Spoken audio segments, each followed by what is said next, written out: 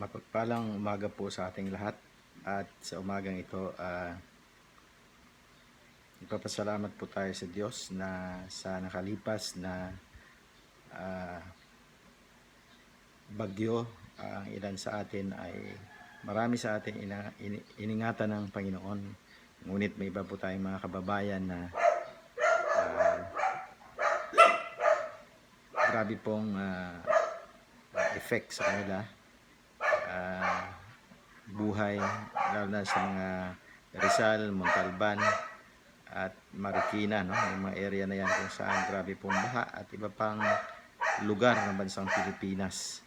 Nawa sama-sama po natin silang ipagdasal at tulungan na makabangon kaagad at dahil po sa effect ng bagyong Ulysses.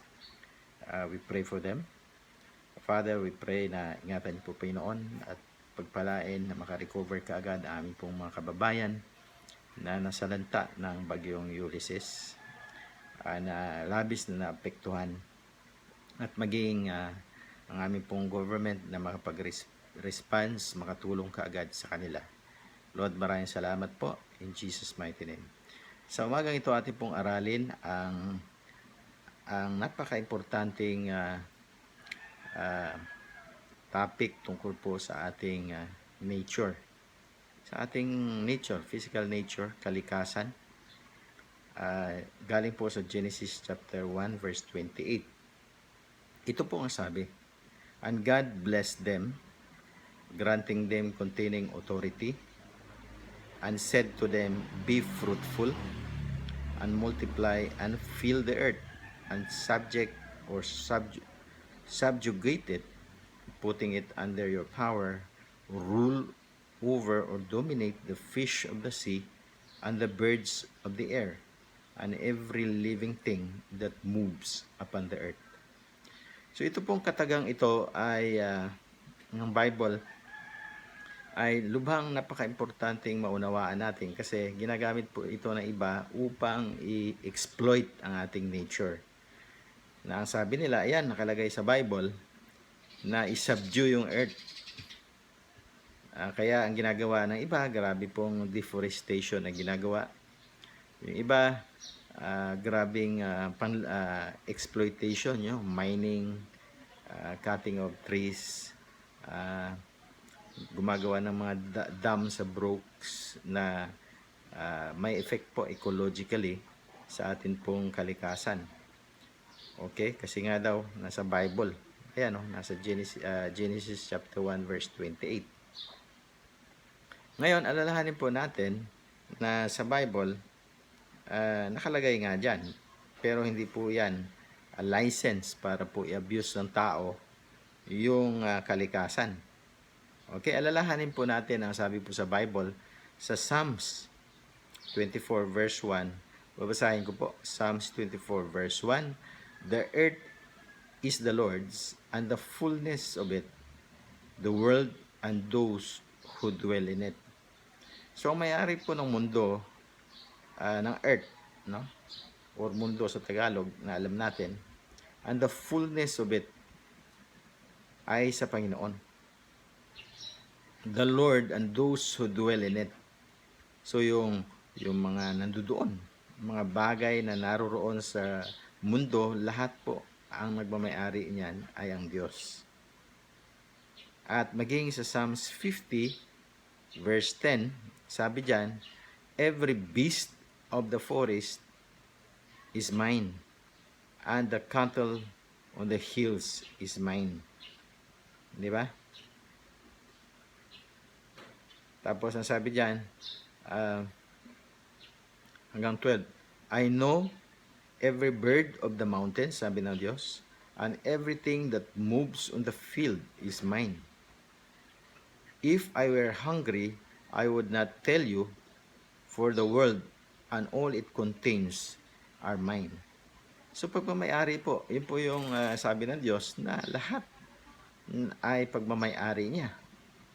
So, no way na ang tao po gagamitin niya yung Genesis chapter 1 verse 28 para po maging lisensya niya lisensya niya upang exploit ang nature. Na kung saan grabe pong deforestation, ibig sabihin grabing pamumutol ng mga puno, yung mga bundok kalbo na, grabing pagmimina ang ginagawa, yung mga bundok ay tapyas na, at hindi lang yan, maging pagtatapon ng tao ng mga basura left and right sa mga roads, sa mga tabi ng roads, kung saan iniiwan lang sako-sakong mga basura. Yang lahat ng yan ay part po yan ng pagiging abusado ng tao sa nature. Praise God. Alalahanin po natin na ang nature po ay gumaganti. Amen? Ang nature po ay gumaganti. Praise God, gumaganti ang nature. So, basahin po natin sa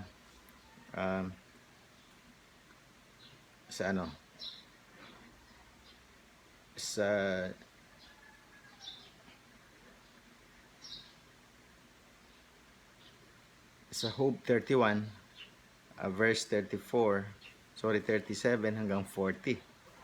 Ang nature po is crying out for justice or gumaganti, So sabi rito ni Job sa Job 31 verse 37 hanggang 40, babasahin ko po sa Amplified. Ang sabi dito, I would count out to him the number of my steps with every detail of my life, approaching his presence as if I were a prince. Verse 38, for if my land has cried out against me, and its furrows weep together. So, tingnan nyo, if my lands cry out against me, and all its furrows weep together. Yung furrows, yung maliit na mga parang maliliit na kanal, upang doon ka magtanim. Furrows tawag dyan. Weep together, umiiyak.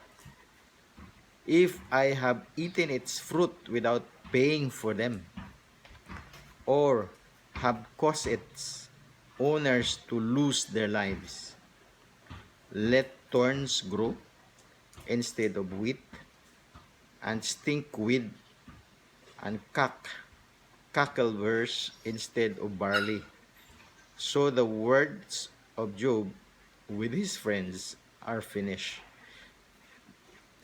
Nakita po natin doon na sinabi ni Job that lands cries out for justice. Amen? So tayo pong mga tao, balikan natin yung Genesis chapter 1 kanina, verse 28, babasahin natin. Verse 28. Balikan ko yung umpisa natin sa verse 27. Ang sabi niyan, for God created man in His own image, and in the image and in the likeness of God He created him, male and female He created them. So, kinreate po ng tao, ng Diyos ang tao, yung babae at lalaki, in accordance to His image and likeness. At diyan po sinulat yung kasunod, yung binasa natin kanina, verse 28, and God blessed them. Yung male and female, pinagpala ng Diyos.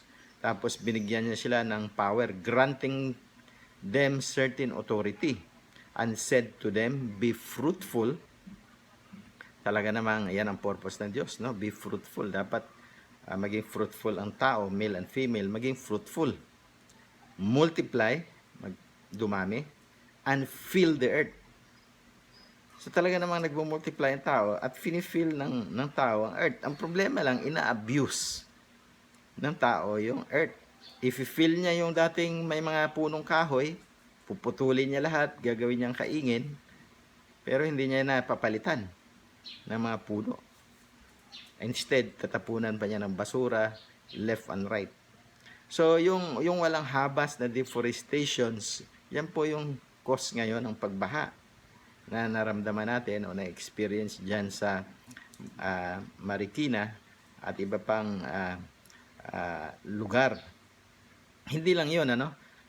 Yung mining, yung reclaiming the land na hindi naman dapat tinitirhan ng tao. Sinasabi ko lang, no? I'm not saying na blaming the human being. Pero base rito sa Bible, ito po ang sabi.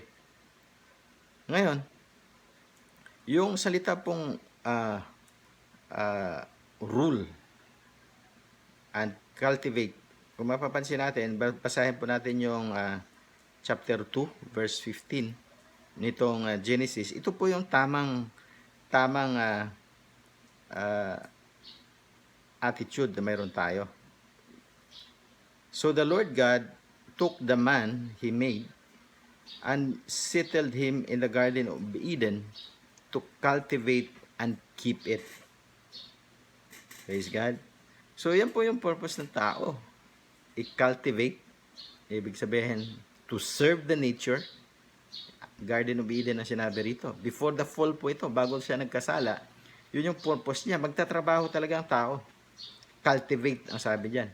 To cultivate and keep it.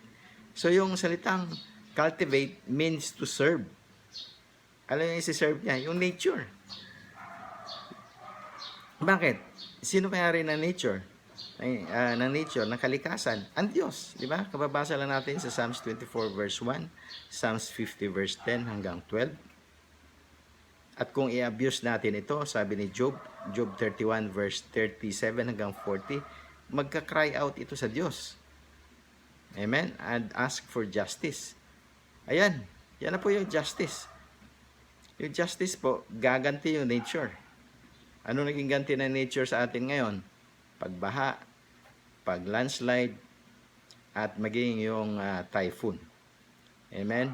Lahat po yan ay dahil po hindi po natin sinerve ang nature. We need to cultivate the Garden of Eden, which is the nature. We need to keep it. Ibig sabihin ng keep.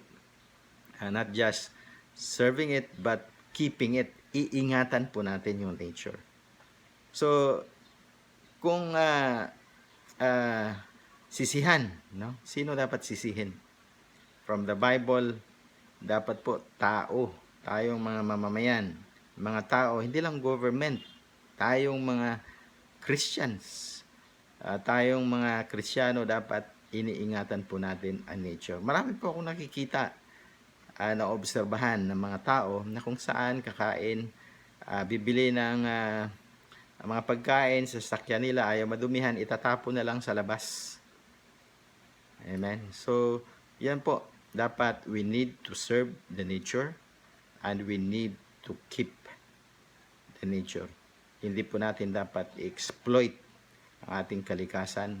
Bagkus, dapat po pagsilbihan natin ang ating kalikasan. Praise God. Biblical teaching po yan. Maging sa 2 Peter chapter 3 verse 10, yung new heaven and new earth, di ba? The elements shall be destroyed by fire, and the earth and everything in it will be laid bare. So purification lang yun actually. Purification yun ng earth na alam natin ngayon. Praise God. Magkakaroon po ng new heaven and new earth. Praise God. So ibig sabihin po, talagang mahalaga sa Diyos ang nature, ang kalikasan, ang ating kapaligiran. Kaya tayo po mismo, lahat, wag po natin isisi lang sa government. Kung hindi tayo mismong mamamayan, ay responsibilidad po natin yan. Lalo na yung mga Kristiyano. Praise God. Nawa po ay nakapulutan nyo ng aral ang aking pong mga na-share. Like and subscribe sa aking pong channel. God bless us all. Keep safe po. In Jesus' name. Amen.